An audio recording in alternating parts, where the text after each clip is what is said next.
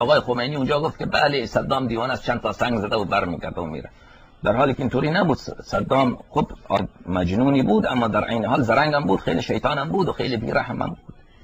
لذا جنگ صورت پذیرفت. از این طرف ایران هم 8 سال 9 سال که بعدش وزیر دفاع انگلیس گفت که این جنگ بله از هر دو طرف می‌جنگیدن به فایده ما بود.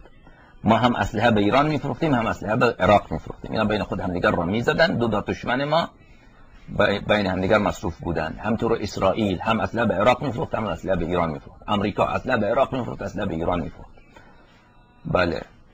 لذا آخر کار اینها، من فکر میکنم آقای خمینی به این فکر بود که من عراق را بگیرم، یا ابر قدرت میشد دیگه اون وقت اگر عراق را میگیره.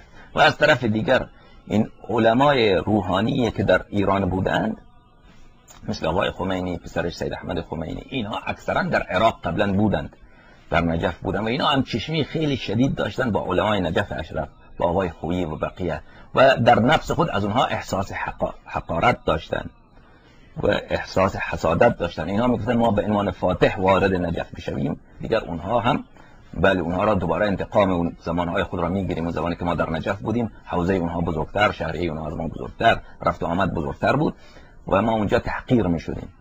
لذا این هم در نظر اونها بود، تحقیر علمای حوزه علمی نجف اشرف، که ما عراق را فتح بکنیم. اما این خیال باطلی بود. خب ابرقدرت ها هیچ وقت اجازه نمیدادن که ایران تبدیل به یک ابرقدرت منطقه‌ای بشود، عراق را هم بگیرد. اون وقت بزرگترین کشور خاورمیانه، یک کشور خیلی غول پیکر، چون در خاورمیانه در خلیج 2 تا کشور بزرگ است، نفوسش از همه بیشتره و قدرت نیروی انسانیش از همه بیشتره، یکی عراق یکی ایران. عربستان سعودی نفوسش کمه و نیروی انسانیش هم انسانای بی بخاری هستن، تنبلی هستن. در بین عرب ها عراقی ها خیلی با استعداد، خیلی زحمتکش و در عین حال خیلی مردم شجاع هستن، خیلی کلشون داغه و خیلی میهن پرست، خیلی قوم پرست و خیلی خب این اگر این ایران و عراق یکی میشد، یک کشور هم اجدید اثر آقای خمینی، خب یک ابرقدرت عظیمی میشد دیگر.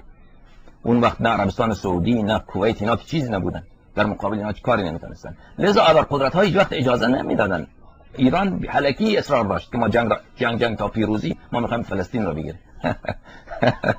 خلاصه این یک حرف خیلی ساده ای بود و شاید بعضی ها میگویند که منظور آقای خمینی و طرفداران حکومت ایران این بود که اینا استفاده سیاسی میبردن از جنگ، به خاطر اینکه تا وقتی که جنگ بود با اونها کسی انتقاد از سیاست های اینا نمیکرد و این حرف خیلی وجیه.